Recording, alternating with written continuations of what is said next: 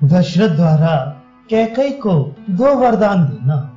शिव जी कहते हैं, हे पार्वती, तदनंतर राजा दशरथ ने मगध देश के राजा की कन्या सुमित्रा को ब्याह कर अपनी दूसरी प्राण प्रिया स्त्री बनाई।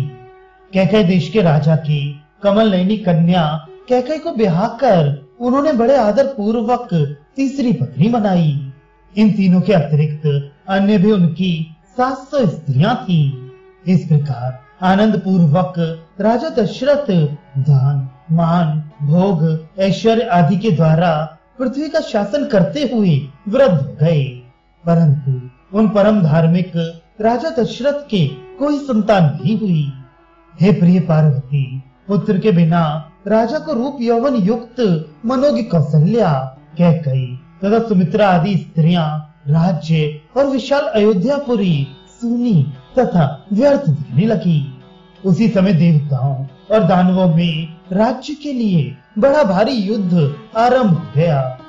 उस युद्ध में यह आकाशवाणी हुई कि जिसके पक्ष में अयोध्यापति राजा दशरथ होंगे, उसी पक्ष की विजय होगी।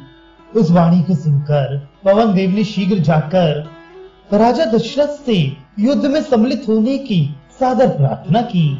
तदनुसार राजा दशरथ वहां जाकर दानवों से घोर युद्ध करने लगे। उस भयानक संग्राम के समय राजा के रथ का धुरा टूट गया, किंतु दैववश राजा को पता नहीं लगा। राजा के पास बैठी सुंदर भौं वाली रानी कैकई संग्राम का कौतुक देख रही थी। उसने सहसा रण में अपने रथ का धुरा टूटते देख लिया। तत्काल उसने विजय लाभ के लिए अपने बाएं हाथ को धुरे की जगह लगा दिया। बचपन में कैकई ने किसी सोते हुए मुनि का मुंह स्याही से काला कर दिया था। तब मुनि ने उसे श्राप दे दिया कि जा, तेरा मुंह भी अपयश के कारण ऐसा काला होगा कि कोई देखना नहीं चाहेगा।